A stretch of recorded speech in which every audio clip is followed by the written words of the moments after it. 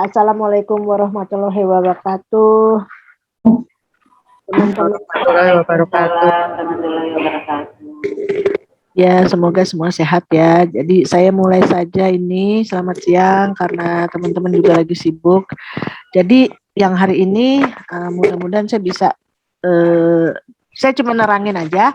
Nanti untuk praktek ke kasusnya di PR-in aja ya gitu supaya lebih tenang. Mohon izin nih, ada nih nggak atau Bu Iis, saya minta izin kasusnya saya pakai untuk yang pelatihan BNDC. Nah, Ya, jadi mungkin ini saya akan lebih detail. Kemarin udah di ini kan reassessmentnya. Saya ulang lagi sedikit. Terus ada dasar assessment dan praktek kasus ya. Nah, ini kan udah ya kemarin. Jadi kita punya tiga terminologi yang baru. Nah, jadi domainnya ini ya ada 8 domain dari riwayat makan sampai evaluasi progres. Kita juga tahu setiap domain itu terdiri dari misalnya domain riwayat makanan, ada kelasnya asupan makanan dan zat gizi, ada subkelasnya asupan energi dan ada indikatornya.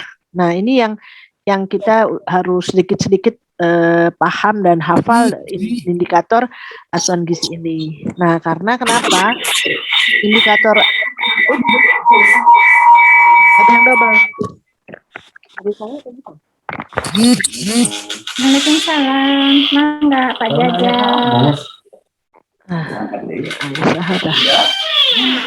Nah, kemudian ini indikator asupan gizi. Udah saya ambil. Bocor kayaknya bocor. Indikator asupan gizi ini yang kemarin saya omongin terus ya. Ini sangat penting kita pahami karena memang itu nanti menjadi fakta atau bukti yang kita ukur atau yang kita observasi. Jadi harus dengan tanda yang indikator ya, begitu. Jadi kita sebaiknya sih tidak membuat indikator yang baru yang di luar dari daftar ini. Nah, kemudian, ini contoh lembar assessment kemarin juga saya sudah sebutin ya. Jadi food nutrition related history itu sebagai domainnya. Kemudian dari sini kan ada beberapa kelas ya, ada food nutrient intake dan seterusnya. Nah, dari sini dari food and nutrition intake itu ada energy intake ya, dan kemudian dari energy intake itu ada yang namanya indikator. Nah, ini yang indikator ya. Perubahan istilah pada asesmen gizi itu kalau teman-teman memperhatikan kalau yang lama disebutnya sebagai total energy estimated intake begitu. Nah, sekarang kata totalnya dihilangkan. Jadi semua yang ada kata total itu di terminologinya dihilangkan ya. Mungkin buat kita karena nggak pernah kita baca jadi kayaknya nggak berarti gitu. Jadi padahal itu buat mereka berarti banget. Jadi ini mereka membuat bahwa asupan energi misalnya ada yang estimated intake dalam kilo atau memang energi dalam kalori begitu ya. Jadi kita bisa membuat misalnya tanda gejalanya, ini kan sebenarnya tanda dan gejala nih indikator asupan gizi ini. Kita bisa bilang estimasi energinya 120% dibandingkan pada kebutuhan per kilogram berat badan misalnya gitu. Nggak selalu harus misalnya kebutuhan kalori sekian gitu, nggak. Jadi bisa estimasi asupan energinya itu bisa kita hitung dalam bentuk kalori per kilogram berat badan gitu. Nah, kemudian untuk data antropometri dan data biokimia, istilah dalam indikator asupan gizinya itu nggak ada yang berubah. Nah, tapi kalau pemeriksaan fisik ini ada tambahan indikator. Yang pertama adalah body language that may suggest discomfort with. Jadi bahasa tubuh yang merasa tidak nyaman gitu pada saat kita berinteraksi dengan pasien gitu ya. Nah, ini nih memang keterampilan dari konselor nih gitu. Jadi dengan bahasa tubuh pasiennya yang gelisah gitu, itu dia misalnya sebenarnya nggak nyaman dengan komunikasi kita ini. Bisa nggak nyaman karena misalnya dia cepet-cepet, atau kita ngomongnya terlalu lama, nih si Ibu Ting lama ngomong nanti lama teuing gitu nya. Naon sih ujungnya gitu nya atau muter-muter. Nah, jadi ini body language that may suggest discomfort with interaction. Nah, kemudian ada indikator yang baru adalah lipodystropi, terus ada skoliosis, ada lordosis, kemudian normal stool, pes planus. Planus tuh ini ya apa namanya di rahang ya. Kemudian ada jerawat, acne, ada intertrigo, panus dan striae. Ini mungkin mesti dilihat di kamus ini ya, kamus kedokteran. Jadi ini masuk semua di dalam ditambahan pada pemeriksaan fisik dan klinis ya. Kemudian client history itu nggak ada perubahan. Nah, kemarin saya sampaikan bahwa tahapan assessment ya, yaitu ada review, ada cluster, ada identifikasi. Yang mesti teman-teman pahami atau camkan di dalam kepala kita itu bahwa pada saat assessment kita harus kita memang mencari indikator yang bisa memberikan gambaran tanda dan gejala dari masalah gizi itu, termasuk juga penyebab dan karakteristik penentunya. Nah, jadi itu semua kita dapat dari tiga tahap ini, review, cluster, dan identifikasi. Nanti saya jelaskan lagi ininya, detailnya. Nah, indikator asuhan gizi itu bagaimana kita harus mencarinya. Tapi yang jelas harus dipahami dulu kenapa sih assessment itu dilakukan ya. Jadi kalau kita lihat gambar ini saya ngambilnya dari Krausis ya, Janis yang 2020 itu ada ini. Jadi pada awal biasanya seseorang atau pasien itu akan mengalami asupan zat gizi yang tidak adekuat ya, atau inadequate intake, atau memang ada masalah absorpsi. Jadi asupannya bagus tapi bermasalah di absorpsi, atau memang dia kebutuhannya meningkat. Nah, jadi ini maksudnya adalah kita sepakatkan bahwa kalau masalah gizi itu terjadi apabila asupan tidak seimbang dengan pengeluarannya kan, gitu. Harus seimbang. Kalau seimbang berarti status gizinya bagus. Nah, bisa terjadi masalah gizi kalau misalnya terjadi asupan yang kurang ya, atau asupannya sesuai tapi absorpsinya nggak bagus, atau memang kebutuhannya meningkat gitu. Nah, kondisi-kondisi itulah yang kemudian membuat cadangan tubuh berkurang kan ya. Cadangan tubuh berkurang terus, kalau kita nggak koreksi kita berkurang lagi sampai terjadi tissue depletion. Artinya pada jaringan tuh terjadi depresi. Nah, untuk mengetahui proses ini, itulah yang kita ambil dari assessment kelompok assessment riwayat gizi dan makanan. Ya, kalau kita lihat riwayat gizi dan makanan tuh nggak cuman makanan aja, nggak hanya energi saja, tetapi semua faktor yang bisa menyebabkan ketidakseimbangan dari asupan dan kebutuhan ya. Dan juga atau memang di food history ini adalah indikator-indikator yang mempengaruhi dari asupan kebutuhan seseorang gitu. Jadi misalnya di food history ini kan selain ada asupan makanan, terus juga ada medication ya, ada juga aktivitas fisik dan sebagainya. Nanti kita sama-sama belajar.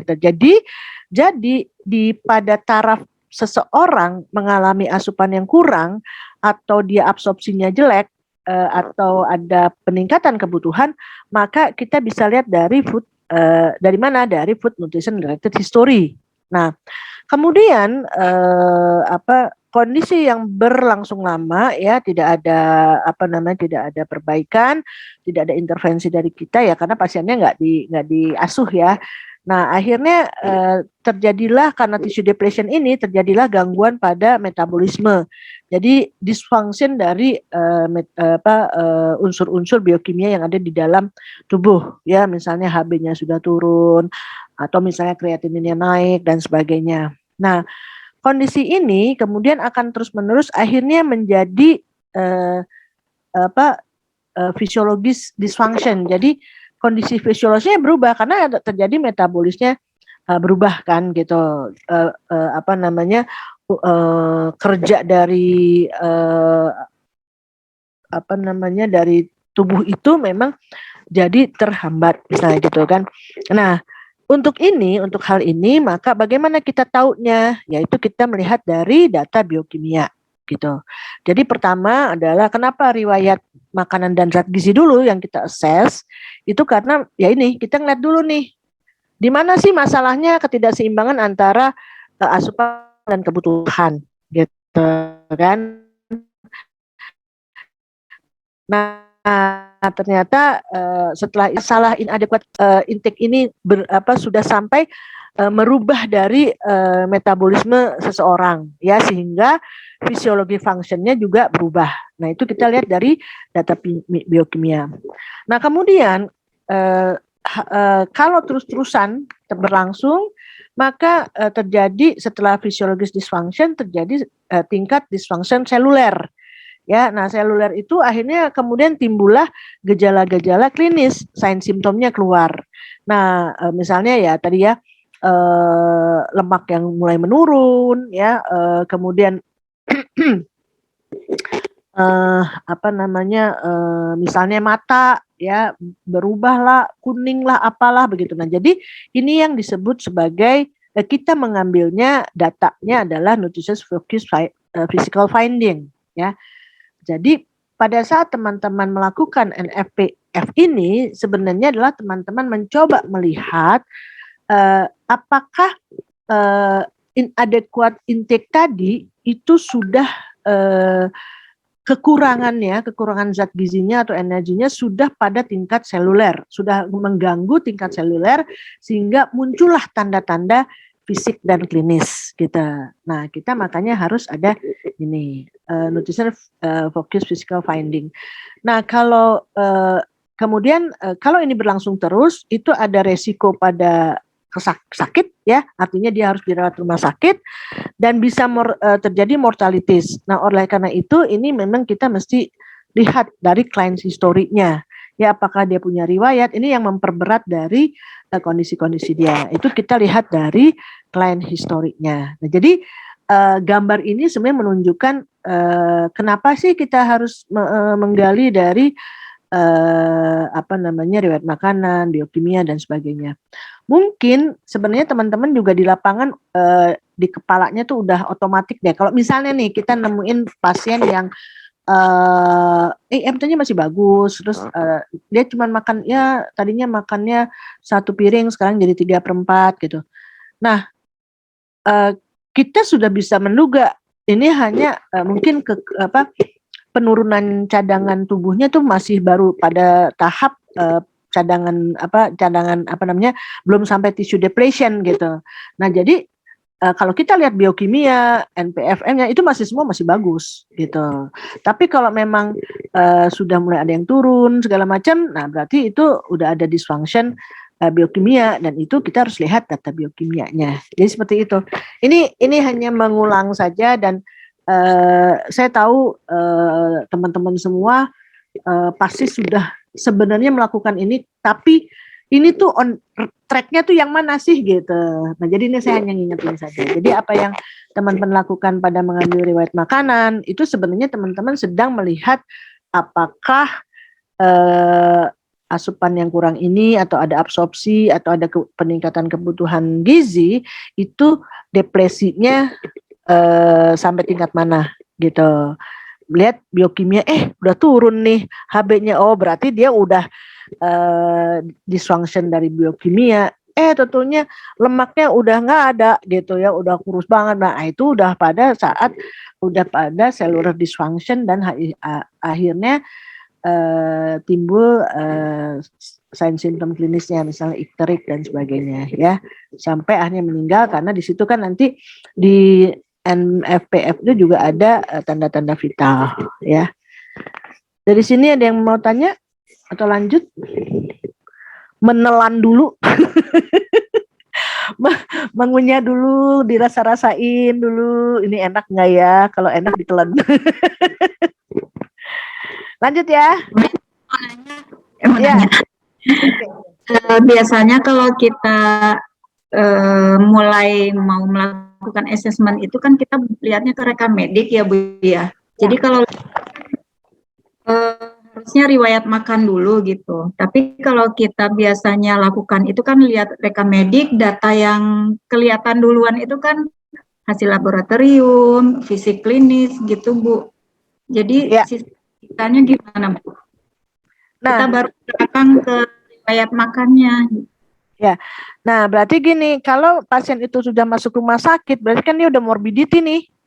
Ya memang akhirnya kita harus melihatnya food history-nya belakangan, karena kita udah ada tandanya dulu.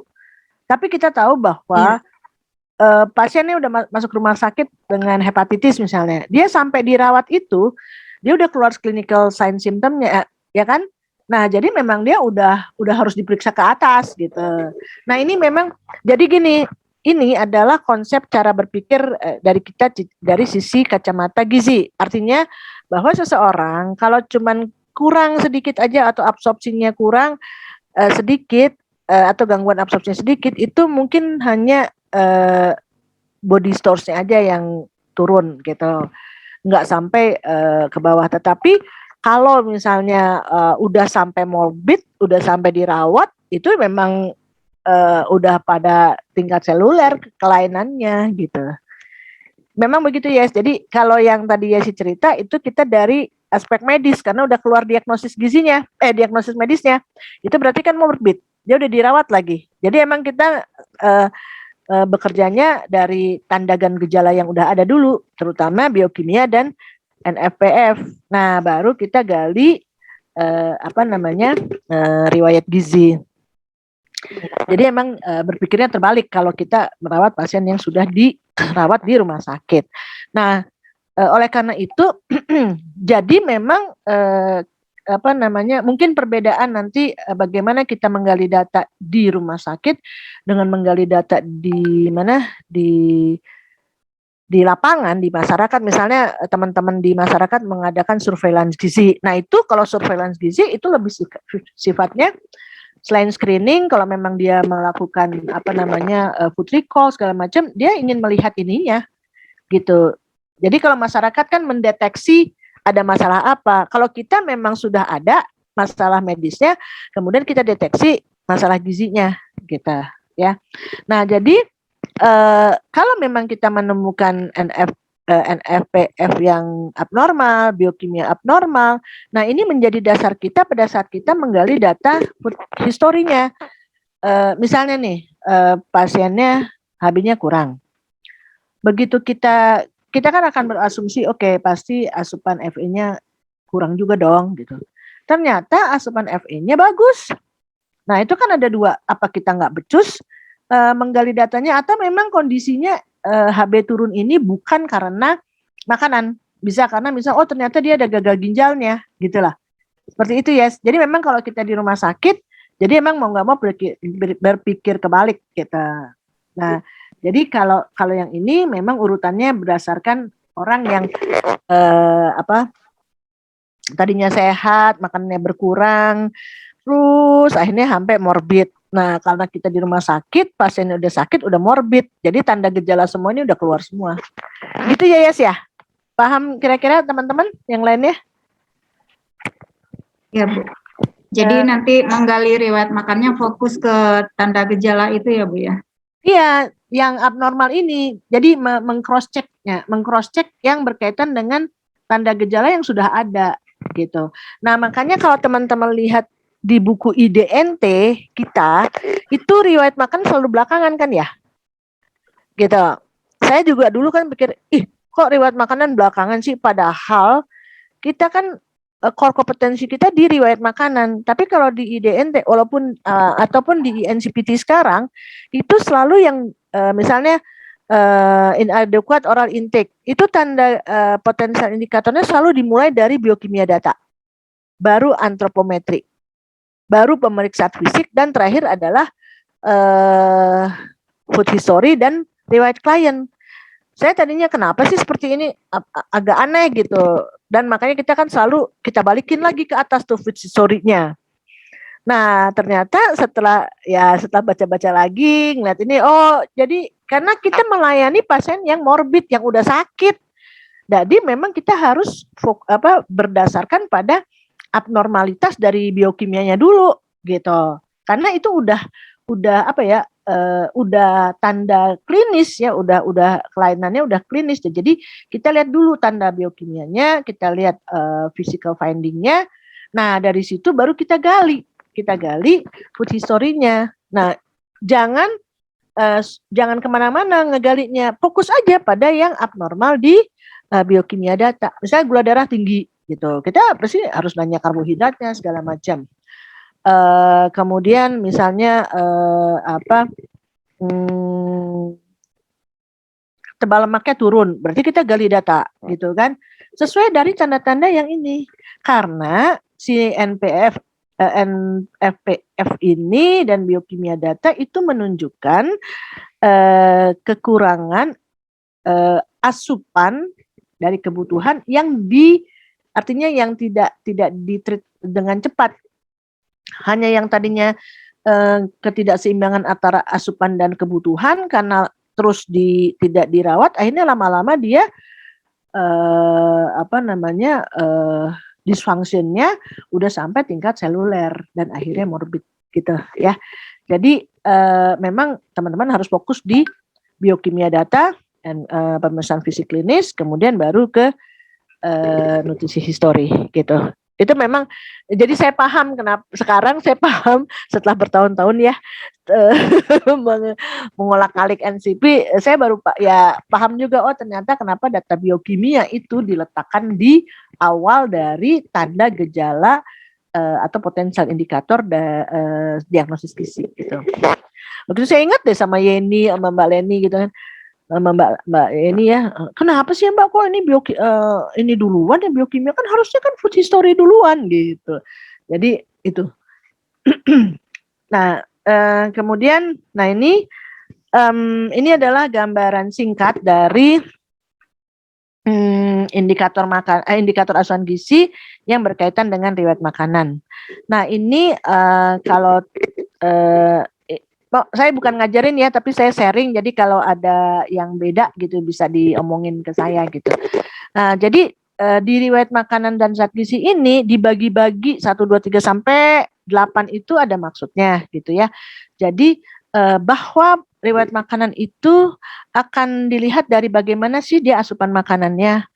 Nah, kemudian dari asupan makan dan zat gizi ini apa indikator yang terlihat? Apakah energi intake-nya, apakah asupan makanan dan minumannya, apakah enteral nutrisinya, apakah bioaktif substansinya ya, misalnya kayak alkohol dan sebagainya yang memang kan berkaitan dengan penyakit tertentu. Kemudian bagaimana makronutriennya, bagaimana mikronutriennya, dan juga food and nutrition component intake. Misalnya kalau pasien stroke tuh ada ditambahkan pengental dan sebagainya. Nah, jadi ini tuh ada maksudnya. Nah, setelah kita tahu asupan makanan dan zat gizinya, kita kan jadi mesti tahu gimana sih bagaimana sih pemberian makanan dan zat gizinya. Apakah memang dia sudah pernah mendapat konseling, apakah dia sudah mulai mengatur dietnya dan sebagainya. Kemudian bagaimana sih order diet yang sekarang ini diberikan gitu. Bagaimana pengalaman dietnya? Karena ini akan mempengaruhi terhadap asupan makanan kan. Dan tentunya di sini juga nanti kita bisa lihat apakah pasien itu patuh atau memang pasien itu tidak tahu gitu. Nah, apakah memang pasien itu puasa? Nah, setelah kita tahu asupan makan, terus pemberian makanannya bagaimana, kemudian ada nggak obat yang kira-kira bisa mempengaruhi atau membatasi asupan makanan ini dan pola pemberian makannya. Nah, sehingga kita harus lihat apakah dikasih insulin atau antibiotik dan sebagainya. Ya. Nah, setelah itu kita lihat pengetahuannya bagaimana, ya, kepercayaan dan sikapnya bagaimana. Karena apa? Kita kan memang harus jeli ya, orang ini asupan makanannya ketinggian gitu tapi udah pernah diet, udah pernah dikasih konseling. Nah, jadi kita ingin tahu sebenarnya dia percaya nggak sih dengan diet yang diberikan sama kita tuh gitu kan, atau emang dia benar-benar nggak ngerti Nah, ini yang harus kita gali, karena kan tugas kita selain memberikan makanan, tetapi ada edukasi dan konseling. Nah, jadi kita mesti tahu juga pengetahuan pasien terhadap diet ini gitu. Bahkan sebenarnya kalau kita nanti lihat dari outcome pasien, itu sebenarnya yang pertama kali harus dilakukan kalau pasien itu tidak tahu adalah memberikan pengetahuan. Ya, kalau orang udah paham, kalau pasien itu sudah ngerti, kemudian dia merasakan bagaimana sakitnya mengalami ini, dan ternyata itu berasal dari makanan, dan dia tahu makanan apa yang harus dihindari, makanan apa yang harus dikonsumsi, pasti dia akan menjalani dietnya dengan baik, gitu kan. Nah, jadi kenapa pengetahuan ini harus kita cari? Karena dan ada teori juga kan bahwa yang mempengaruhi asupan itu ya macam-macam, termasuk pengetahuan dan kepercayaannya, ya. Nah, kedua juga perilaku demikian. Jadi perilaku juga kita mesti lihat karena dia sebagai faktor yang bisa mempengaruhi asupan makanan. Bahkan tadi siang saya lihat di grup ASDI gitu ya, pengurus ASDI, Mbak Fitri memberikan ternyata pada saat screening gizi itu pengetahuan gizi, defisit nutrition knowledge itu menjadi faktor resiko menjadi malnutrisi. Ya iya, karena kebanyakan asupan makanan pada anak-anak itu ya gara-gara si orang tuanya nggak tahu gitu. Nah, jadi makanya ini kita harus gali ya. Jadi itu. Nah, kemudian setelah itu aktivitas fisik dan fungsi. Aktivitas fisik dan fungsi ini tentunya akan memberikan gambaran berapa sih sebenarnya kebutuhannya gitu.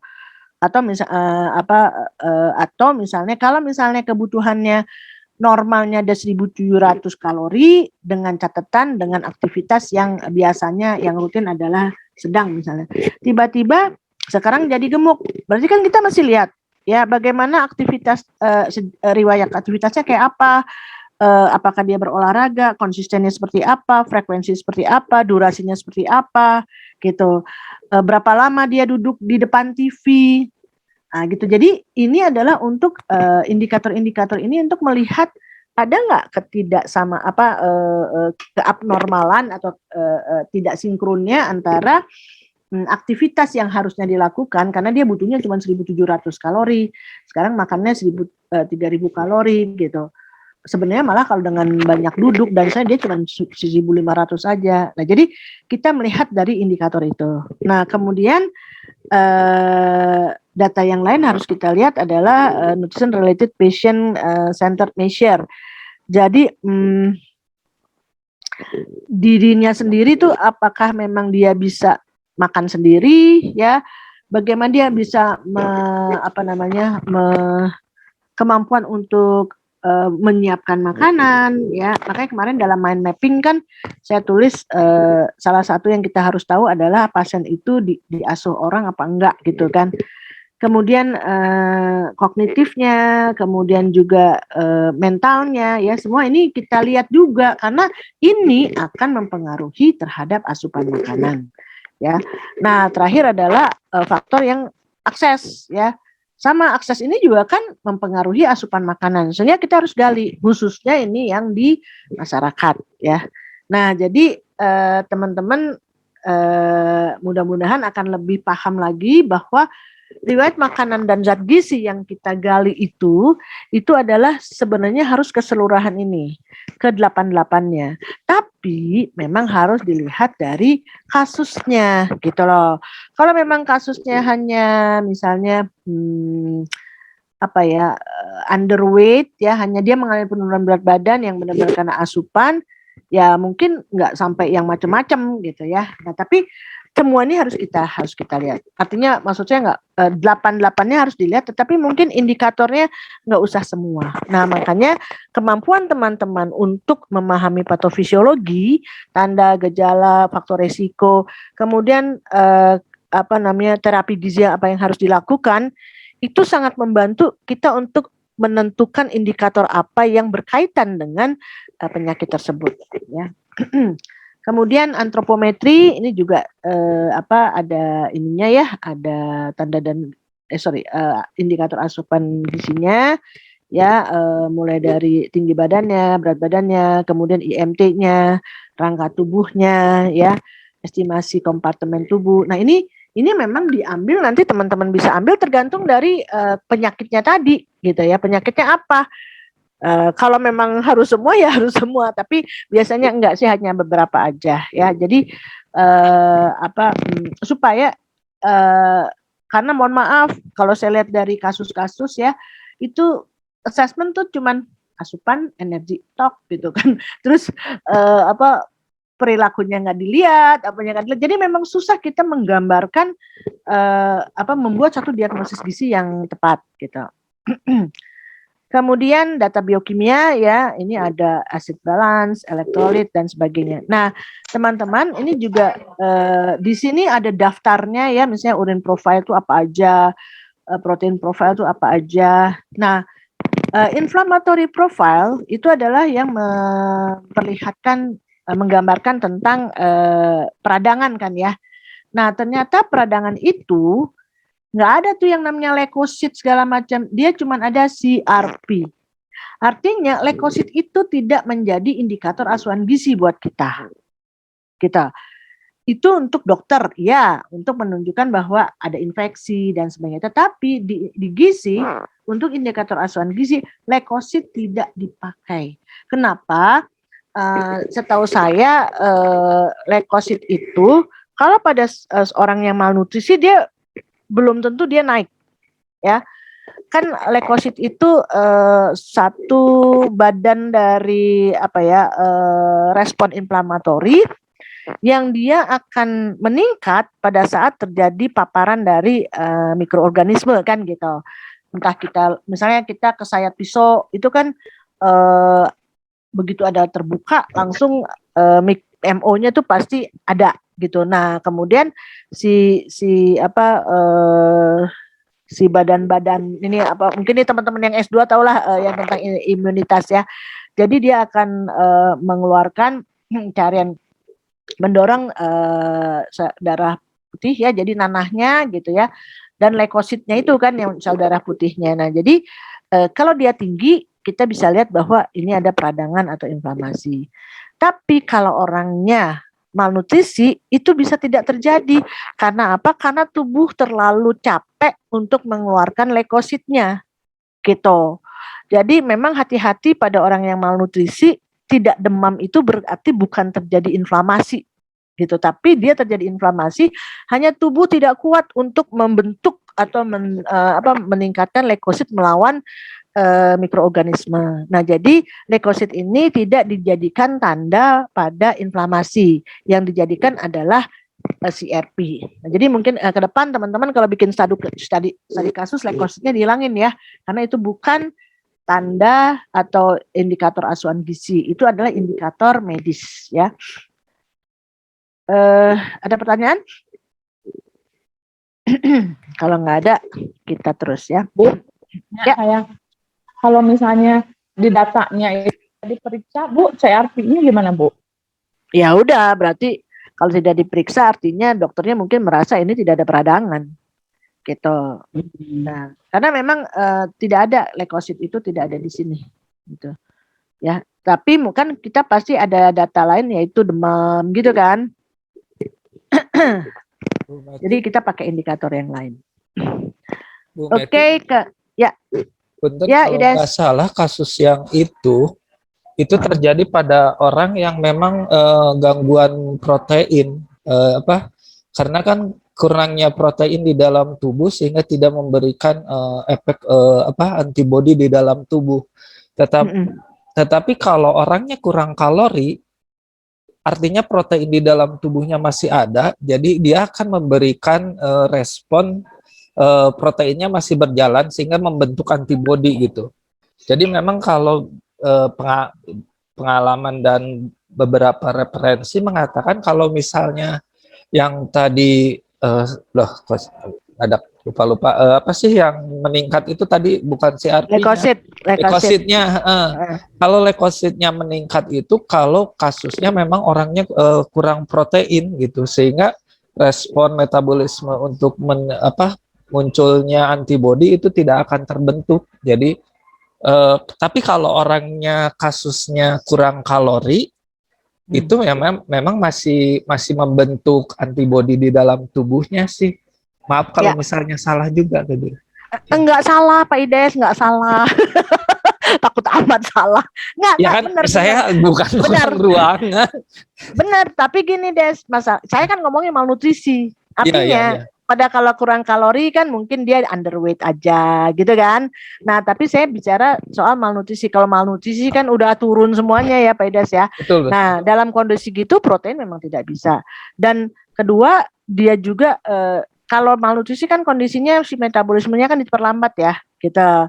Jadi dia memang sangat ngirit energi supaya bisa tetap hidup gitu kan. Jadi ya sudah dia ya ini istilah sayanya tuh kalau ngebayangin tubuh tuh lagi ada mikroorganisme harusnya diperangin dengan sel darah putih ini, tetapi terus kita si tubuh tuh nggak kuat ngeluarin itunya gitu, nggak bisa memproduksi neutrofil ya kalau nggak salah. Iya betul. Neutrofil. Nah, jadi ya udah dia bilang diemin aja lah, udahlah gitu. Nah, jadi makanya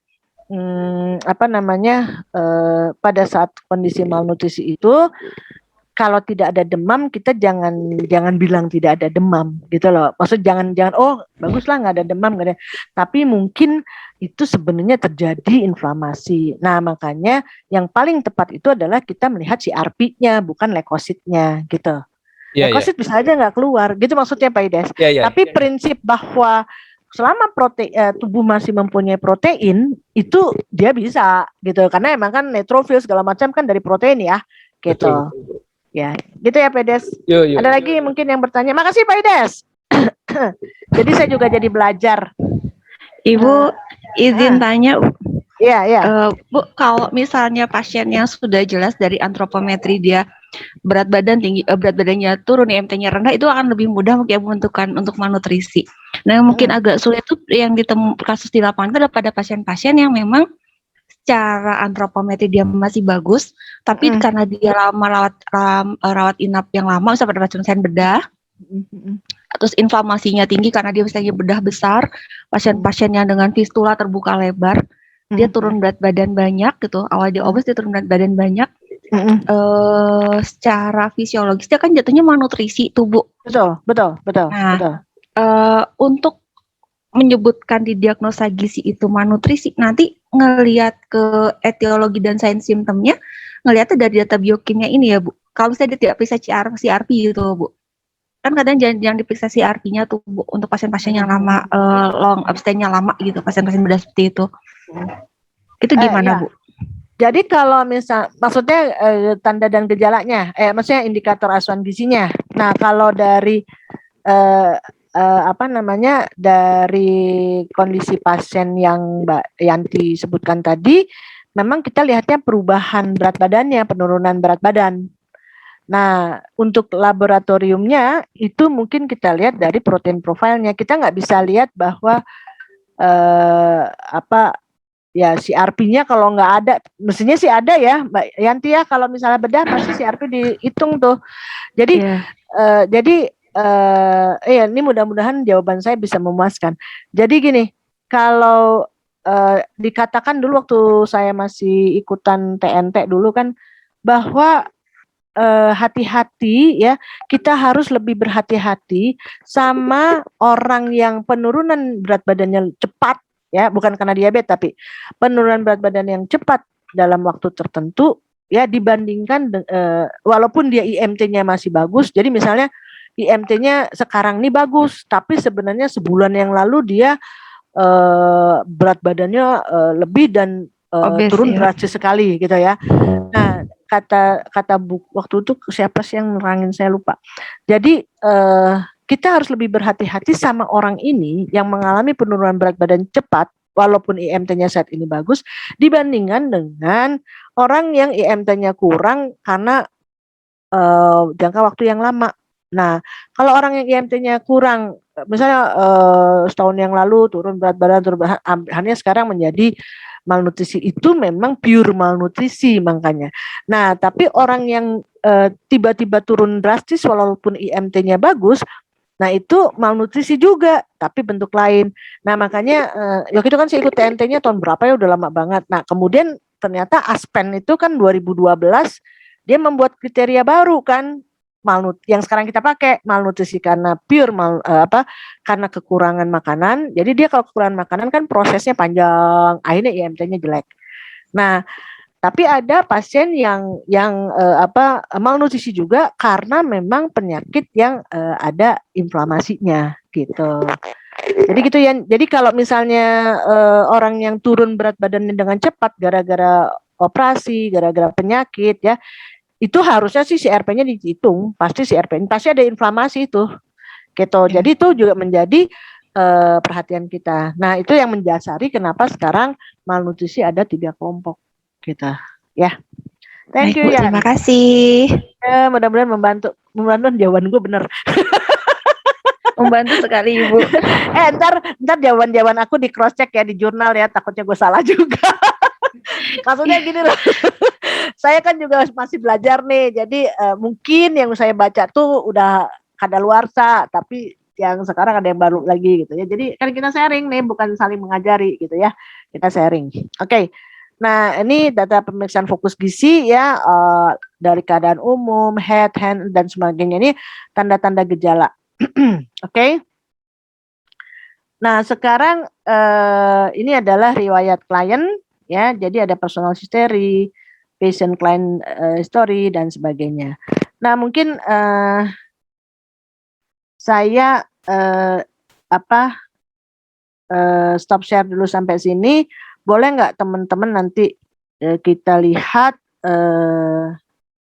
saya ingin supaya, mana dia ya? Bentar.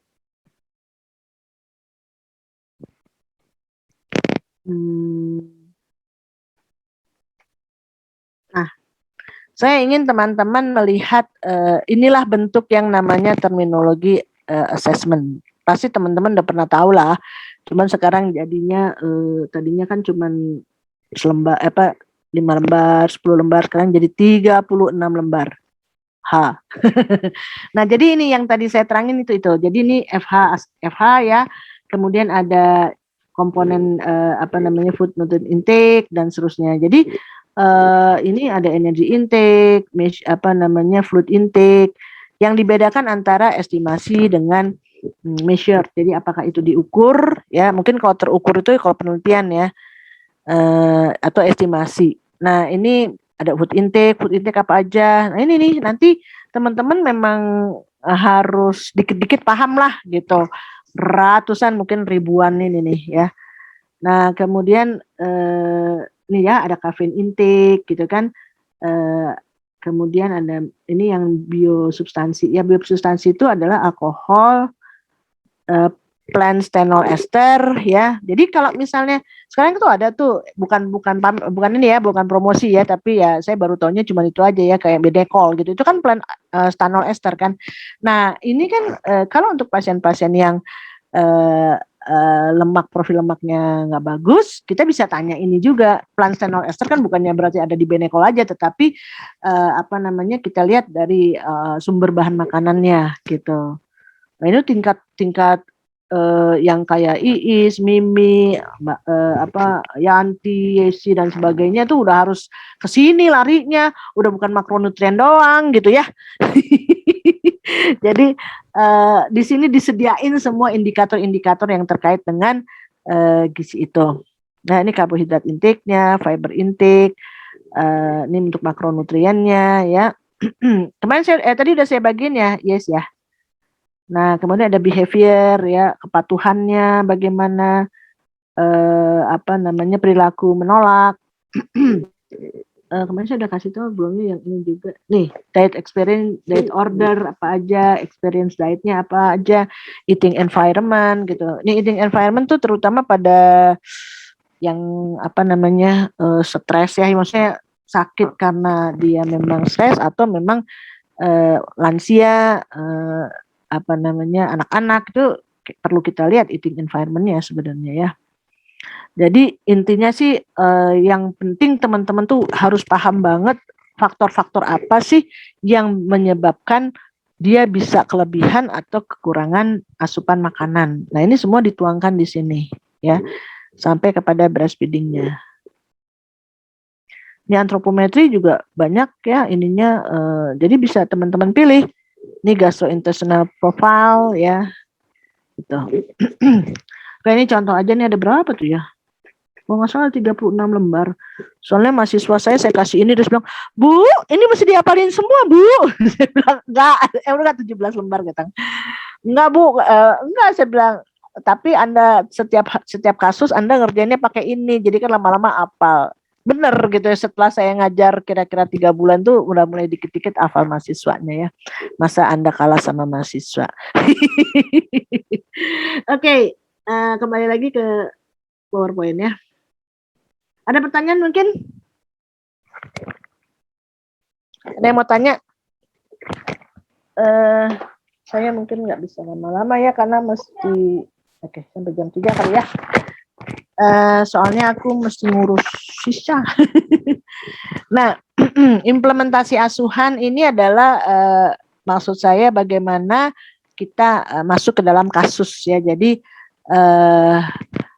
proses kerangka berpikir, tapi ini nggak ada di nggak ada di buku ya. Ini nggak ada di buku. Saya mencoba merumuskan satu pola kerangka pikir seperti ini, tapi mungkin aja ini nggak tepat-tepat banget. Jadi teman-teman misalnya Pak Ides, Bu Iis, Yanti, Yesi, atau Mimi atau yang lainnya melihat ini, oh nggak begini Bu, harusnya ini ke sini gitu. Itu saya terima kasih banget. Jadi ini adalah sementara yang saya yang ada di benak saya, ini kayaknya kerangka pikirnya harus begini deh gitu. Jadi ini kan tahap assessment tuh ada review, cluster, dan identifikasi.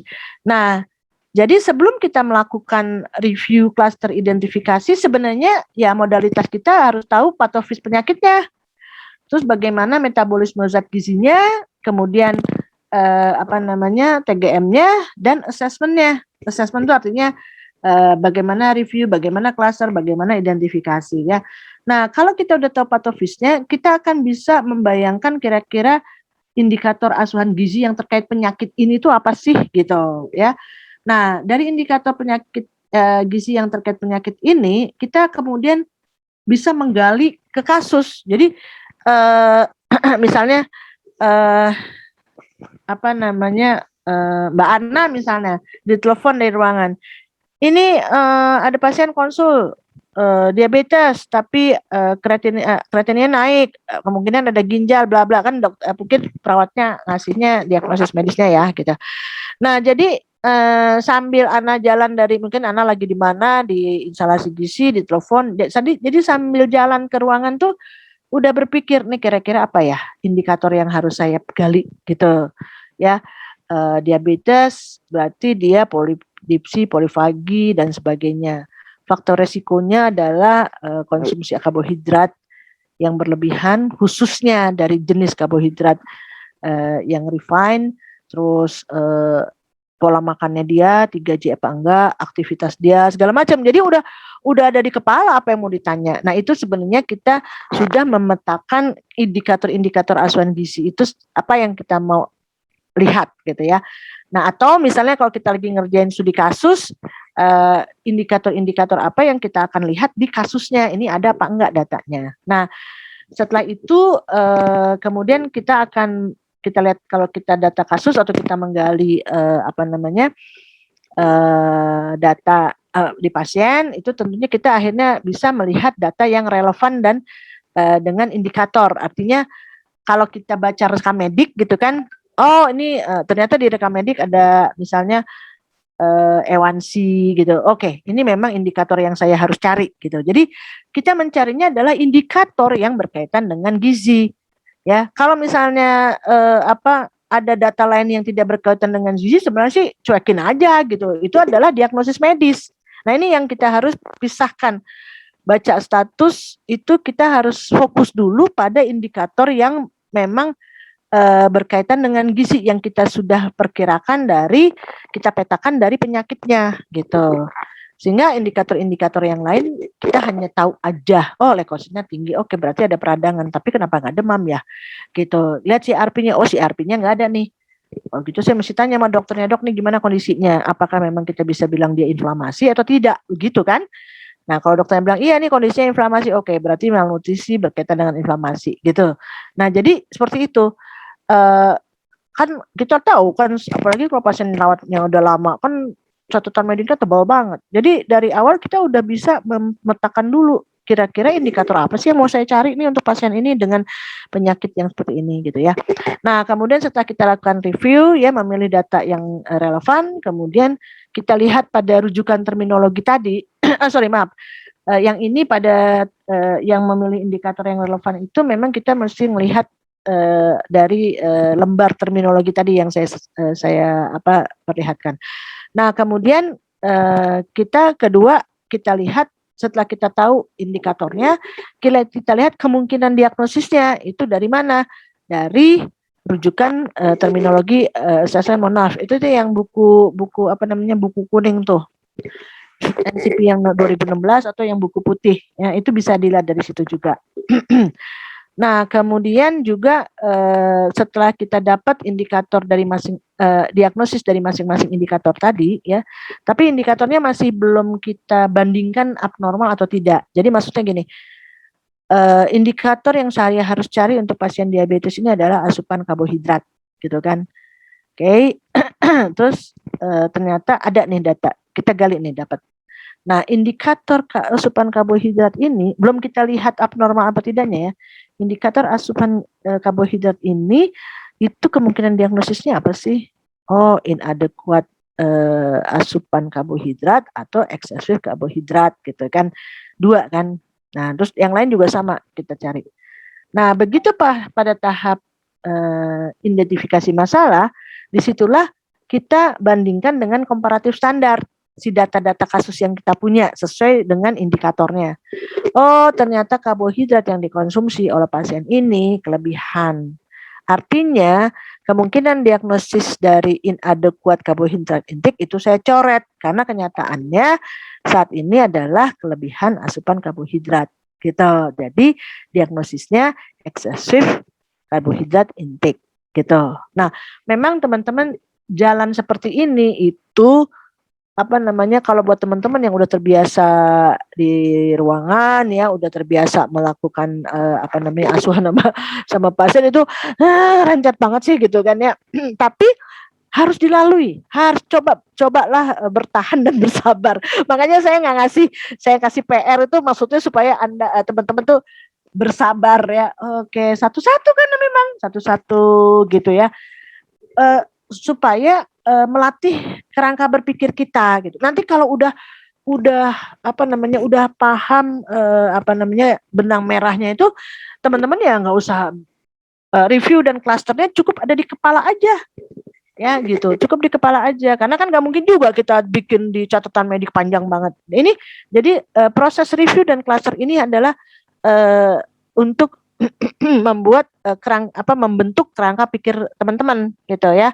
Jadi yang kalau sekarang mungkin karena kita mencoba lagi, jadi terus terang nih dengan INCPT ini yang baru ini saya mencoba mengembalikan lagi cara bekerja kita kepada yang awal, tapi lebih terarah gitu kan, supaya nanti pada diagnosis gizinya kita tidak asumsi dan sebagainya. Nah jadi mohon maaf teman-teman nanti tolong melakukan review, melakukan cluster ya. Itu benar-benar coba dihayati ya, dipahami, dihayati supaya kita itu sebenarnya hanya untuk membentuk pola kerangka berpikir kita ya. Nah, kalau semuanya sama kerangkanya berpikirnya seperti itu, maka nanti dalam menentukan diagnosis gizi pasti akan mengerucut sama gitu ya. Jadi cari dulu data yang memang berkaitan yang relevan, lihat kemungkinan diagnosis gizinya mau inadequate, mau over gitu ya, mau underweight, mau overweight, semua tulis saja semuanya data. Nah, tapi pada saat identifikasi mulai kita bandingkan dengan standar komparasi. Oh, ini kelebihan. Kalau kelebihan berarti yang underweight-nya dicoret karena yang memungkinkan adalah yang obesity gitu ya. Nah, ini yang kemarin seperti saya sampaikan bahwa cara kita berpikir ini jadi kayak dokter nantinya.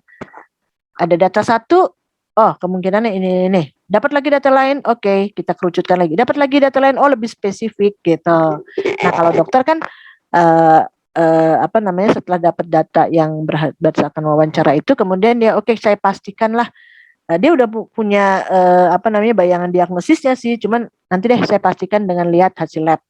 Saya pastikan dengan saya memeriksa fisik klinisnya dulu gitu kan. Nah, jadi kita tuh sama karena pada dasarnya semua PPA itu cara berpikirnya sama, harus seperti ini. Ada pertanyaan? Nah, kalau nggak ada, kita terusin ya. Tugas.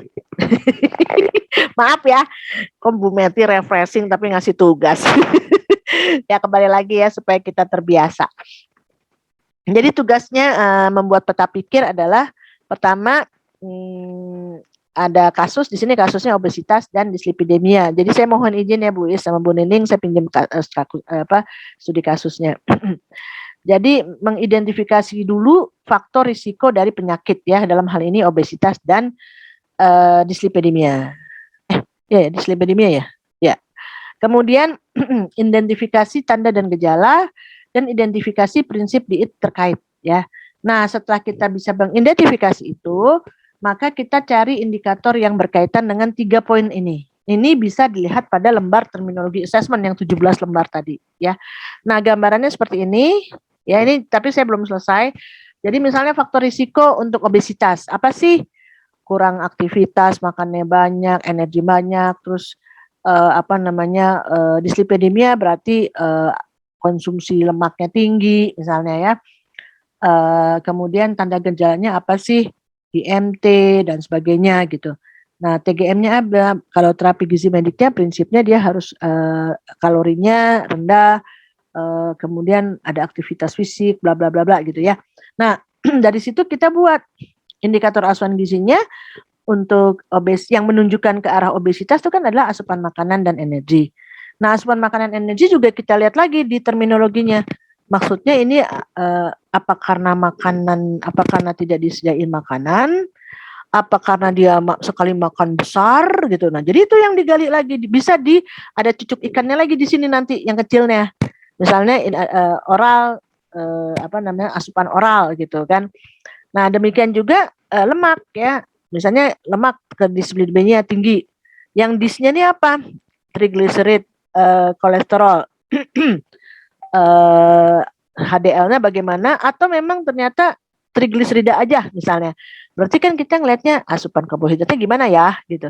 Kalau semuanya berarti asupan kolesterolnya bagaimana, asupan karbohidratnya bagaimana. Nah, kalau HDL kan berarti aktivitasnya bagaimana. Seperti itu kan kalau dislipid. Jadi itu untuk faktor-faktor yang mempengaruhinya. Terus kemudian TGM-nya itu kan sebaiknya rendah lemak ya, konsumsi planstanol ester misalnya. Jadi kita juga cari nih planstanol esternya yang selama ini dia konsumsi berapa sih? Kalau emang udah cukup, udah dia planstanol esternya sudah cukup, tetapi yang kurang adalah aktivitas fisiknya. Nah, jadi seperti itu. Jadi nanti kita akan mendapatkan banyak indikator yang memang berdasarkan penyakit gitu, obesitas maupun dislipidemia. Nah, kenapa yang antropometri, NFPA, profil lipidnya saya kuningin? Karena ini adalah tanda gejalanya sebenarnya ya. Kalau yang di atas ini bisa jadi dia tanda gejala juga, tetapi bisa jadi dia tuh sebagai penyebab. Makanya ini yang harus digali. Nah, tapi dampaknya itu ada di antropometri, ada NFPA, ada profil lipid. Nah, oleh karena itu ini yang tadi Yesica tanya, ini kalau misalnya udah masuk rumah sakit kan ini semua, ya itu karena ini udah morbid. Nah, jadi dalam kita menggali assessment asupan makanan, riwayat dan sebagainya, itu memang kita harus cross check ke antropometrinya, ke NFPA-nya, ke profil lipidnya gitu. Kolesterolnya tinggi, tapi kok kolesterolnya sedikit banget makannya gitu kan? Apa saya dibohongin sama pasiennya? Nah, yang kayak gitu jadi itu membuat kita berpikir kritis. Jadi terus ditektok terus tuh ke arah ini kan kita tahu kalau asupan lemak memang ujung-ujungnya profil lipidnya naik. Nah, tapi ternyata asupan lemak atau makanannya sedikit kok profil lipidnya naik, kecuali ada keturunan. Nah, kalau sudah ada familial kolesterolemia misalnya, itu urusan kita mungkin cuma 50% di situ. Yang lainnya adalah urusan dokter, 50% yang harus dikasih obat gitu ya. Tapi kalau memang dia gara-gara asupan lemaknya tinggi, itu 100% urusan kita. Karena kita bisa mengoreksi ini. Gitu ya. Nah, jadi teman-teman saya mohon diteruskan mind mapping ini ya, sehingga nanti teman-teman dapat indikator-indikator apa sih yang paling yang harus ada gitu, yang harus saya gali supaya kita mendapatkan diagnosis gizi yang bagus. Nah, kalau sudah dapat mapping dari patofisiologi ini ya semuanya, barulah kita ngelihat ke kasus. Nah, yang di merah-merahin ini yang datanya ada gitu. Jadi setelah saya lihat ini kan antropometri, asupan makanan, ini mungkin ini kan baru sedikit nih. Nah, jadi saya lihat nih di kasusnya, oh antropometri ada, hasil lab ada, profil lipidnya ada, terus aktivitas fisik di sana ada, ya di data ini ada gitu kan. Kemudian belum pernah mendapat diet, berarti ini domain dari riwayat makanan, asupan makanan dan gizi gitu kan. Nah, jadi dari data-data ini kita mencari mana yang sesuai dengan indikator yang sudah kita petakan di kepala gitu. Nah, selama ini mungkin ini tapi pemikiran saya.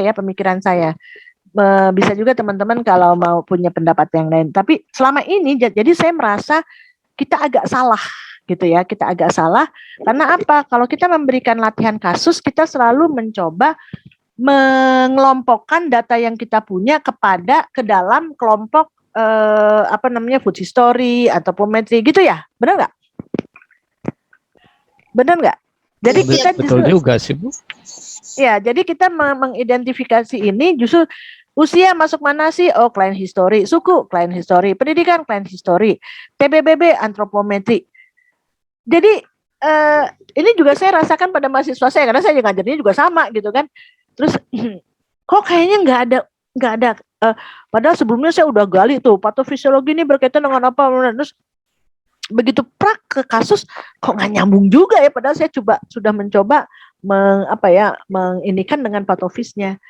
Nah, ternyata kalau kita pakai sistem yang data-data ini kita kelompok-kelompokkan, itu emang nggak nyambung di kepala kita. Pokoknya yang penting kelompokin aja. Oh, TBBB antropometri berarti indikatornya adalah IMT. Kolesterol LDL segini, berarti ini indikatornya ini. Cuman gitu aja. Tapi begitu saya mencoba pada diri sendiri, oke, saya harus paham dulu nih penyakitnya. Terus kira-kira dari penyakit ini, dari tanda gejalanya, kemudian terapi gizi mediknya harus begini-begini, saya coba mencari indikator asuhan gizinya harusnya apa yang saya cari gitu. Barulah ya kayak gini, makanya saya coba diri nih TB, saya perlu indikator antropometri karena obes kan, ada. Saya perlu indikator profil lipid karena dia dislipidemia, ada gitu. Saya perlu asupan energinya dia. Kita di sini nggak ada, kemudian di bawah ternyata ada gitu kan. Nih kan ada nih 1850. Oke, saya karena obes, saya perlu obes itu kan keseimbangan antara asupan dengan aktivitas fisik. Berarti saya harus cari data aktivitas fisik, ada gitu. Nah, itu ternyata memberikan dampak ke saya tuh beda gitu dibandingkan kalau saya masukin data ini ke kelompok-kelompoknya. Jadi karena kan kita udah pahami dulu nih patofisiologinya kayak apa, indikator yang harus kita cari apa, ayolah kita cari di kasusnya seperti itu ya. Nah, akhirnya jadi pada saat mereview itu saya mulai dari data biokimia dulu karena ini kan dampak dari asupan dan sebagainya. Yang tadi Jesse bilang kan kita udah tahu udah sampai pemeriksaan fisik dan laboratorium Bu. Nah, benar karena memang dari IDNT juga mengarahkannya dampaknya dulu. Nah, ternyata data biokimia ini ada kolesterol, ini semua yang memang saya harus cari gitu kan. Ini yang saya harus cari. Jadi saya tulis dulu nih, ini oh ternyata ada di data kasusnya, ini ada data kasusnya. Nah, kemudian setelah itu saya harus cluster ya. clusteringnya itu adalah nanti indikator yang misalnya indikator mana tadi ya, kolesterol gitu ya, gitu, atau body mass index IMT di sini ya, IMT. Nah, kita harus lihat harusnya di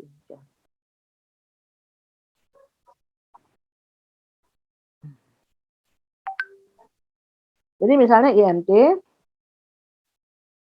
Nah, IMT ini nanti kita lihat di kalau teman-teman pakai buku yang tebal itu, yang putih itu ada di misalnya food history-nya IMT antropometri IMT itu ada apa aja nih kemungkinan diagnosis gizinya gitu ya. Ini yang buku 2018 yang depannya buah-buahan sayuran tuh masih bisa dipakai sih. Karena di 2021 juga nggak terlalu jauh ya. Coba misalnya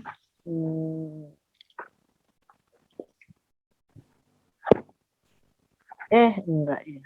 Bu Meti boleh nanya, Bu? Boleh, sambil saya nyari. Boleh. Kalau dari apakah itu suatu hal yang pakemnya udah seperti itu, yang gambar dari obesitas menuju dislipidemia, apakah pakemnya seperti itu gitu? Karena ada beberapa teori bahwa dari obesitas itu tidak langsung menimbulkan dislipidemia gitu. Jadi tergantung dari sindrom metabolik yang terjadi pada diri orang tersebut. Jadi kalau misalnya contohnya ketika orang mengalami obesitas lalu mengalami sindrom metabolik di mana faktor keturunannya dominan penyakit diabetes, maka gangguannya terhadap karbohidrat dulu baru ke faktor dislipidemia gitu. Nah, jadi apakah dari obesitas ini memang pakemnya udah pasti ke dislipidemia gitu? Karena ada beberapa teori yang mengatakan tadi gitu seperti itu, yang adanya faktor metabolic syndrome lalu ditambah dengan keturunan atau genetik dari orang tersebut mengarahnya kemana gitu. Itu sih. Ya. Oke, ya Pak. Jadi ini bukan teori sebenarnya Pak. Jadi ini mapping karena gini, ini kasus ya. Jadi kalau teorinya memang teorinya metabolic syndrome dulu. Nah, cuman jadi gini, ini harusnya memang kasusnya saya taruh duluan ya, karena saya baca kasusnya di sini adalah kan diagnosis medis dokter itu dislipidemia dan obesitas. Jadi saya ngambilnya adalah diagnosis medis ini 2 ya. Nah, karena kita tahu ternyata salah satu faktor resiko dari dislipidemia adalah obesitas, gitu kan? Nah, jadi saya bikin tanda panah. Mungkin bisa dititik-titikin sih, guys. Jadi ini adalah diagnosis medis, ya. Ini kebetulan ada 2 nih. Nah, tapi setelah saya baca lagi, 2 ini mereka berkaitan, gitu. Entah dari sini ke sana atau dari sini ke sana. Tapi kan lebih cenderung obesitas menjadi dislipidemia, begitu kan? Faktor resikonya salah satu terjadinya dislipidemia adalah obesitas. Nah, makanya tadi saya bilang profil lipidnya kan tinggi, kolesterol, triglyceride tinggi. Nah, dan kita tahu dislipidemia adalah berkaitan dengan indikator asupan lemak, gitu kan? Nah, begitu kita gali asupan lemaknya, kolesterolnya dan sebagainya, ternyata normal-normal saja, ya. Nah, artinya begitu kita lihat kita bandingkan dengan profil lipid, ini kan aneh gitu. Nah, kemungkinan ini bukan masalah kita, tetapi masalah turunan metabolik masalah metabolic syndrome yang sifatnya herediter. Saya bilang makanya tadi kita mundur setengah langkah karena 50% dari kasus yang herediter itu adalah medis yang punya, bukan kita. Kita hanya mencoba mau kita ketatin lemak kayak apapun juga kalau misalnya tidak diobati dari dokternya ya nggak akan bisa gitu kan, karena itu herediter. Tapi kalau misalnya asupan lemak itu profil lipid ini triglyceride kolesterol tinggi gara-gara asupan makan lemak kolesterol yang tinggi, nah itu 100% milik kita karena kebiasaan makan ini. Nah, kebiasaan makannya kenapa? Oh, karena dia nggak tahu gitu misalnya, ya. Ditambah dengan aktivitas fisik jadi lagi. Nah, jadi seperti itu, Pak Ides. Ini sih saya hijau. Ini bukan teori ya. Ini Ini adalah bagaimana cara kita memapping. Ada diagnosis medis, obesitas, dokternya bilang. Yang satu lagi dislipidemia. Nah, kita lihat faktor, ternyata yang saya baca, salah satu faktor resiko dislipidemia itu adalah obesitas. Oke, saya sambungin nih, gitu. Nah, kemudian kita cari nih yang berkaitan dengan dislipidemia apa? Asupan lemak dan sebagainya. Dan ternyata profil lipidnya kayak gimana? Kalau match, oke. Kalau match berarti memang profil lipid yang naik itu gara-gara asupan makan yang tinggi, lemak yang tinggi. Tapi misalnya kalau kita lihat asupan kolesterolnya bagus, ya, terus tapi dia kolesterolnya tinggi, nah itu yang menjadi tanda tanya kita. Kemungkinan itu adalah masalah medis, bukan masalah gizi. Dan kalau kayak gitu silakan aja dokter medis ngeberesin, gitu. Ya, nah jadi iya benar. Iya betul. Tapi beberapa teman Bu Meti memang sih belum sampai ke kita ya. Kadang-kadang mereka lebih ada suatu hal yang dibypass mengenai pemeriksaan nutrigenomiknya gitu. Nah, kalau itu memang ranah kita nggak? Kalau sampai kebetulan ada rumah sakit kebetulan di Jakarta gitu ya. Jadi ketika dia mengcompare pemeriksaan lab dengan pemeriksaan nutrigenomiknya gitu. Nah, itu lebih apa sih? Lebih meyakinkan bahwa memang dari faktor genetiknya saja sudah ada masalah itu gitu. Nah, kalau itu memang ranah gizi nggak Bu? Kalau yang kayak gitu?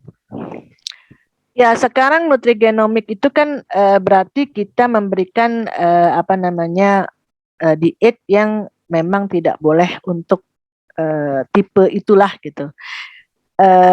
Tapi kan tetap peran kita di situ 50% karena herediter kan? Iya, betul. Herediter.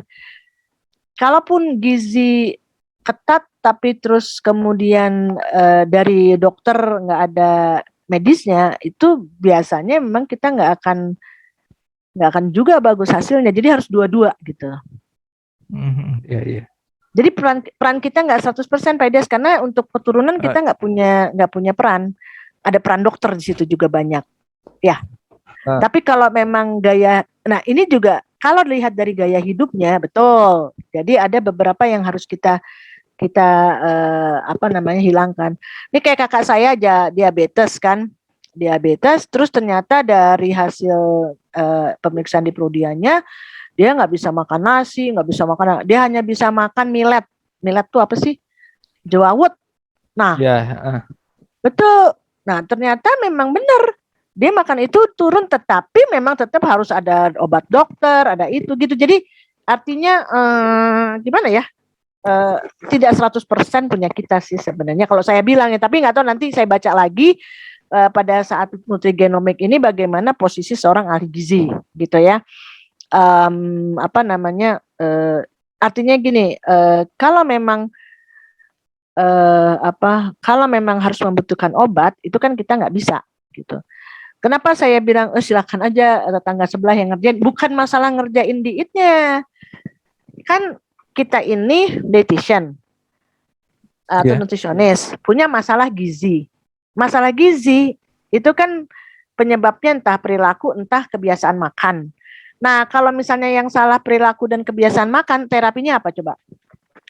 Edukasi biasanya. Edukasi dan konseling. Makanan, iya kan? Ya, artinya konseling edukasi oke, tapi kan makanan kan? Nah, sekarang dokter, diagnosisnya diabetes mellitus. Berkaitan dengan ya gaya hidup oke, tapi kalau dia kan akan melihat pada metabolismenya. Dia ngobatinnya pakai apa? Obat. Nah itu yang saya bilang sama waktu berdebat kemarin, tuh saya ngomong begitu. Silakan dokter, tapi dokter harus menegakkan diagnosis yang berkaitan dengan medis, entah diagnosis medis gizi misalnya. Nah jadi terapinya apa? Karena diagnosis medis, maka terapinya obat. Kalau gizi, diagnosisnya gizi, terapinya apa? Ya makanan, sama edukasi gitu. Terus kenapa DPJP? DPJP juga menulis diet. DPJP karena dia adalah clinical leader. Dalam satu tim dia pimpinannya. Ya dia memang harus nulis misalnya obat begini. diit begini, pemeriksaan ini begini.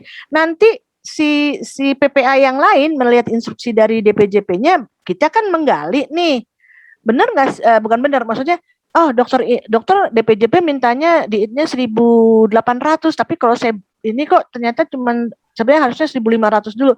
Itu yang kita diskusikan dengan DPJP. Nah, itu yang namanya tim kesehatan, itu yang namanya PPA.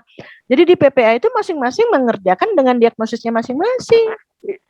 Jadi kemarin juga waktu di Jogja tuh saya ngobrol sama dokter endokrinnya Jogja kan. Tapi gimana Bu Meti membedakannya? Karena dia juga terus dia bilang, gini dok, ada pasien ICU, gini-gini. Nah, hiperkalemia, ahli gizi akan masuk. Cuman dari diagnosis dokter hiperkalemia itu kami kan akan menggali, dok. Kenapa nih pasiennya? Oh, apakah ada yang kelebihan kaliumnya? Dari mana kaliumnya? Apakah ada dibawakan makanan? Bla bla bla bla. Nah, begitu kita mendapatkan masalah gizi, kelebihan asupan kalium dari makanan khususnya, maka terapi kami apa, dok? Ya diit, kata dokter. Ya betul, dok, kami diit. Nah, sekarang tetangga, saya bilang, kan medis. Nah, diagnosis medisnya apa yang terkait gizi? Dia diem, apa ya? Gitu kan, hiperkalemi itu diagnosisnya gizi, apa misalnya penyakit dalam gitu kan. Ya terus apa? Makanya dok saya nggak tahu, saya bilang, terus terapinya jadi apa? Obat kan, karena medis gitu. Jadi sebenarnya ahli gizi dengan tetangga itu nggak akan bersinggungan, pasti akan beda loh. Terapinya saya makanan kok, kecuali kalau dia mau terapi makanan dulu. Kalau emang terapi makanan kan berarti bukan dokter. Gitu. Sorry ya teman-teman kalau ini direkam ya. Teorinya kadang mereka juga nyebrang ke arah sana. Nah justru itu Pak, hal-hal seperti inilah yang harus kita tanamkan pada dokter-dokter yang lain. Ini saya ngomong loh di ke KTKI. Jadi supaya mereka mindsetnya sekarang kalau mereka mau ngurus makanan ya udah jadi dietitian, jangan dokter. Saya bilang gitu. Sekarang kalau ada dokter, saya nanya, Bapak, dia bukan dokter tapi, Pak, Bapak misalnya sakit gini, pusing, datanya kali gizi nggak? Enggak. Kemana? Ke dokter. Kenapa? Apa? Karena minta obat. Lah, kalau misalnya Bapak kolesterolnya tinggi, berat badannya naik, gitu-gitu, ternyata Bapak nyadarin kalau makanannya jelek gitu, terus datanya kemana? Yang mesti ngasihnya siapa? Kan ahli gizi. Iya ya. Yang namanya dokter di mana-mana juga mengobati yang medisnya. Gitu. Jadi kalau ada medis gizi emang gawe dibuat diagnosis medis gizi itu apa? Terapinya apa gitu. Kalau misalnya obes yang di atas 30%, nah itu boleh tuh kasih obat. Ya, obat tuh dari mereka. Gitu. Jadi ini emang tergantung dari teman-teman berbicara sih Pak Edes. Gitu. Memang ada yang begitu, tapi kalau udah coba dibalikin. Apa iya masa seorang dokter itu terapinya tempenya 25 gram, tahunya 25 gram? Kan enggak. Sayang sama dokternya. Gitu. Ini kata saya loh. Oke, ini lanjut dulu ya. Jadi teman-teman nanti saya minta ini dibuat seperti ini. Nanti dari klaster indikatornya dilihat di kemungkinan diagnosis gizinya. Jadi semua aja ditulis, emang akan banyak teman-teman ya, akan banyak, tapi sekalian kita ngapalin. Jadi misalnya IMT apa aja punya di copy paste. Ternyata di 2018 belum ada ya. Salah satu kelebihan dari 2020 dan 2021 itu di dalam terminologi referensi ini lagi aksar ya. Perlu diterusin apa gimana nih? Sedang adan dulu, Bu.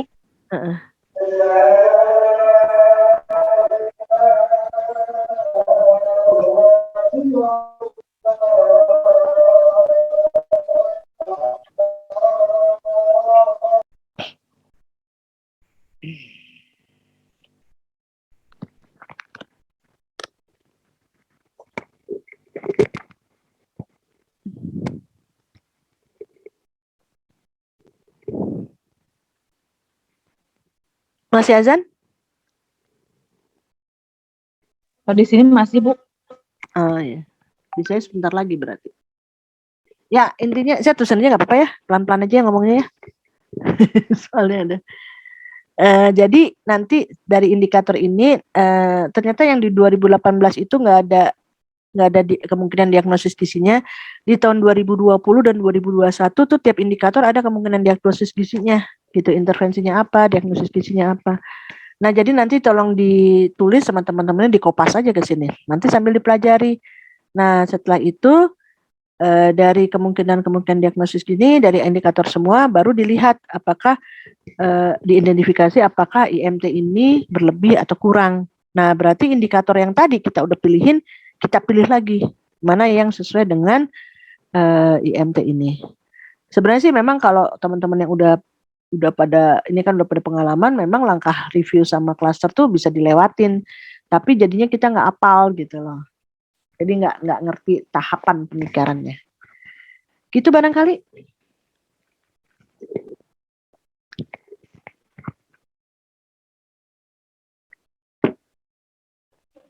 Ya Bu, terima kasih.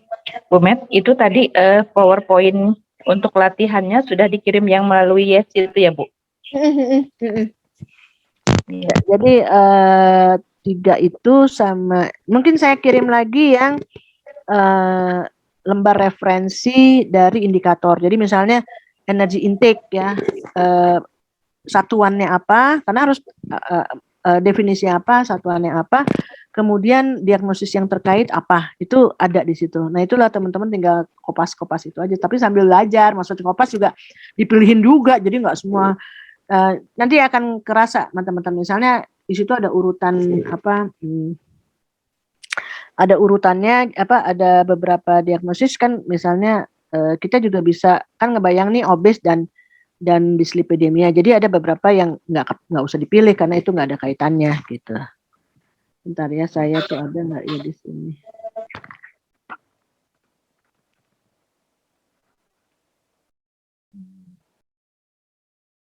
Oh belum ada. Nanti saya, oh ini dia, ada deh.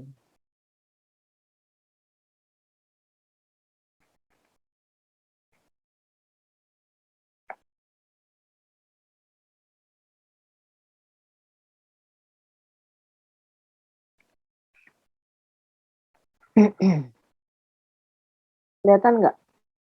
Blank.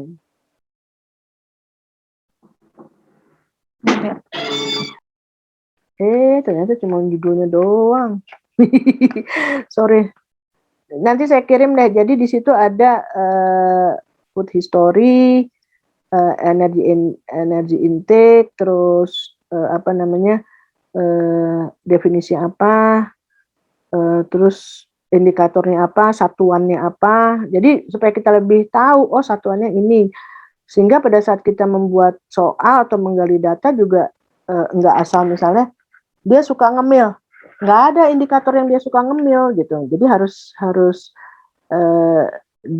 dicari kata yang tepat untuk apa maksudnya perilaku sesuai dengan indikator itu gitu. Oh nggak ada di sini, berarti ada di, ya nanti saya kirim deh. Oke, teman-teman mohon maaf karena sudah 3:30 teman-teman juga mau pulang ya. Jadi saya cukupkan dulu sampai di sini. Besok kebetulan karena saya ngajar dari pagi sampai sore, mungkin kita berhenti dulu. Paling kalau enggak Kamis, siang, dan Jumat. Gitu, oke? Kalau bersedia. Yang siapa aja yang bisa lah. Jadi enggak saya paksa. Karena ini kan cuma sharing aja. Hah? Ya. Nah tinggal itu Ya. Nais, nanti gimana tuh narsum itu kita betulin. Itu yang slide konsep itu emang sudah harus diperbaharui kayaknya. Karena Ya Bu, saya usul sih konsep asuhan gizi yang sekarang itu untuk pelatihan yang sekarang dikaitkan dengan mutu dan standar akreditasi. Jadi lebih jelas karena memang NCP ini dengan akreditasi tuh ini banget, klop banget. Jadi untuk meyakinkan pada teman-teman bahwa kalau kita ngerjain NCP-nya benar, itu akreditasi lewat itu. Udah bagus lah istilahnya. Sekarang aja udah bagus, apalagi dibuat seperti yang sekarang gitu. Tapi ya ke depan pelan-pelan lah. Gitu. Oke. Ibu, ini kan Ibu buatkan ya Bu ya? Hah? Ibu Ya. ngisi aja tuh Bu di NCP Basic Bu. Kan saya mau pergi. Nanti Mbak Leni juga mau bantu bikinin slide-nya gitu. Ntar saya diskusi sama Mbak Leni. Atau Mbak Leni udah diajak belum Mbak Leni buat ngajar? Udah, tapi bukan di NCP Basic. Mbak Leni ada di kelas lain. Justru dia juga, saya nguliknya sama Leni. berdua. Kadang-kadang Yesi ikut, Yesi mendengarkan. Ada dari Zoom-Zoomnya. Oke deh, ya nanti kita pikirkan lagi ya. Oke, terima kasih. Assalamualaikum warahmatullahi wabarakatuh. Waalaikumsalam. Waalaikumsalam warahmatullahi wabarakatuh. Terima kasih Bu Meti. Terima kasih Bu Meti. Izin live ya, izin live ya. Sama-sama.